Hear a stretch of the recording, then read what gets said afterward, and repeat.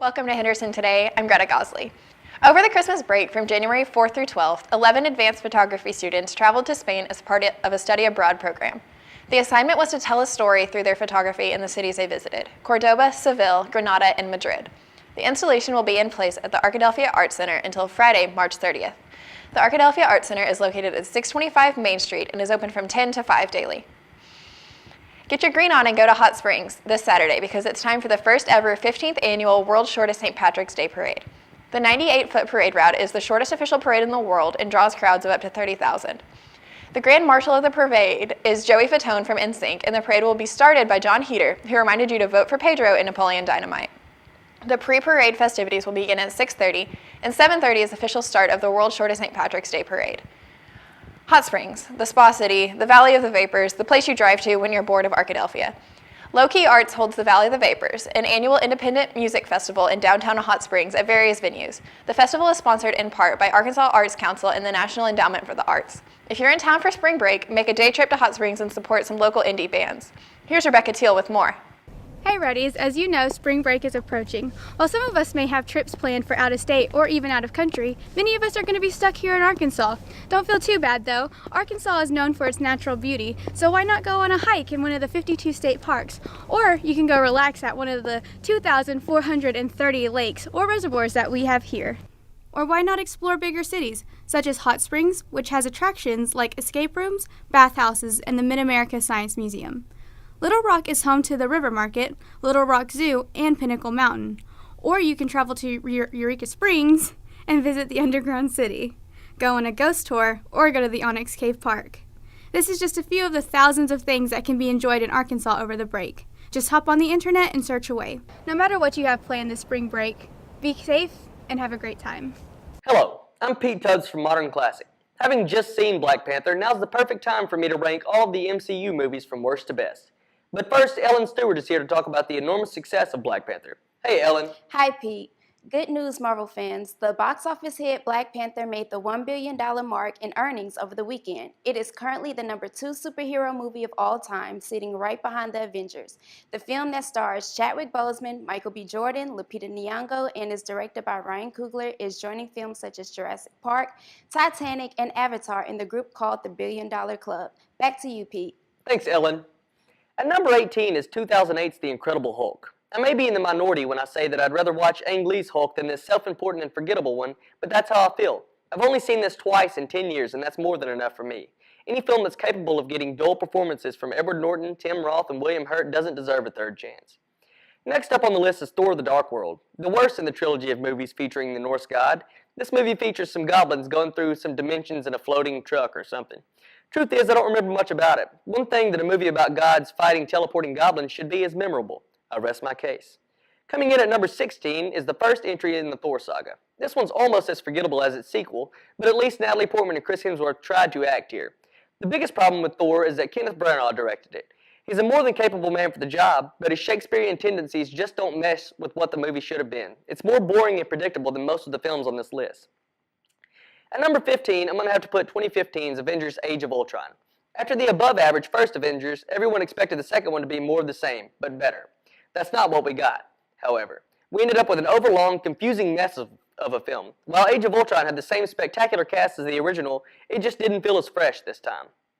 Jon Favreau's Iron Man 2 comes in at 14. With Robert Downey Jr. at the lead again, Iron Man 2 wasn't ever going to be a bad movie, but it surely isn't a great one. While some of the charm is still there, Iron Man 2 just feels stale. Sam Rockwell is wasted as a second-rate villain, and Mickey Rourke's part was cut enough to where, in the final film, he's just a caricature. There are many merits here, but it's definitely the worst in the Iron Man series. 2016's Doctor Strange ranks 13th for me. Although Benedict Cumberbatch is fantastic as the Doctor, the movie is basically an Iron Man ripoff, but with magic added. I enjoy the comedy and some of the action scenes, but this one was just too dull to have too much fun with. Rachel McAdams was also relegated to an extremely small role, and that doesn't sit well with me. Captain America: The First Avenger is the least impressive of all the Captain America films, and that's why it ranks 12th. Although it's a fun ride, corny Tommy Lee Jones and all, it just feels a bit slighter than it should. That being said, the action is generally really good, and Chris Evans is spectacular in the main role. So while this one laid the roots for what was to come, it isn't all that impressive now. Although I like Ant-Man, I can't help but think that it would be better if it had stuck with its original director, Edgar Wright. Aside from that, however, Ant-Man is generally fun, if unspectacular, Marvel film. Paul Rudd brings tons of charm and wit to the role, and the supporting cast, including Evangeline Lilly and Michael Douglas, is also pretty good. This one's an enjoyable comedy, but it just doesn't stand that tall in regards to the better Marvel movies. 2017's Thor Ragnarok was a fun ride, but I can't help but think that some of its comedy hurt it. Director Taika Waititi's specific comedic vision made for the best of the Thors, but sadly there wasn't enough dramatic weight for me to rank it in the upper tiers of the MCU. As of right now, I'm going to have to leave it at 10th. I love Shane Black, therefore I also really like Iron Man 3. I would have ranked this a lot higher if I didn't feel like the tone differs so much from the previous films and the films to come. It doesn't care too much for the rest of the MCU, and if you're watching it out of context, that's fine. However, if you're looking at Iron Man 3 in the grand scheme of the MCU, it feels pretty delightful, but at the same time pretty minor. Although I may lose all credibility with the 8th slot, I truly feel that 2012's Avengers should be in this spot. While it was monumental for bringing all of the heroes together for the first time, Avengers just feels way overlong and never truly gets to a pace to warrant it. It's pretty magical seeing the team together facing off with Loki, but the final battle is pretty derivative, and what leads up to it just isn't that exciting. It's an important entry and a good movie. It just isn't one of the best in the MCU. While the first Guardians of the Galaxy was a milestone for the MCU, the second one tried to go bigger and better, but only ended up feeling like too much of a good thing. While the soundtrack and the visuals are incredible and awe-inspiring, the plot around them just doesn't hold up as well as I'd like it to. While the cast is game and the final scene is one of the best in the entire series, it just doesn't live up to what came before, and that's why Guardians of the Galaxy Volume 2 fits snugly in at spot number 7.